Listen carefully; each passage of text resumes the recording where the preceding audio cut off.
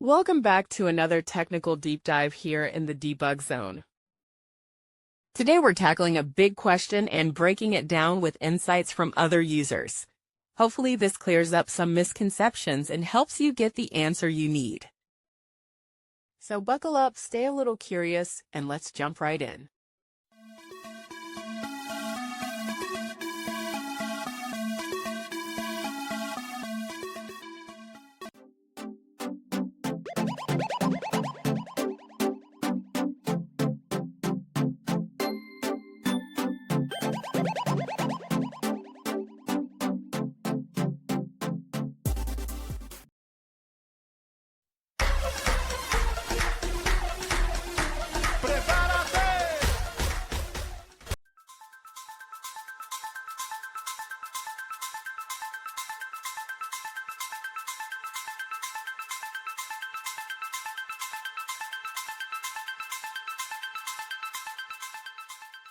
And that's a wrap.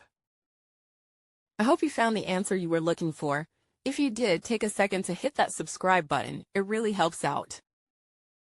And let me know in the comments which solution worked best for you.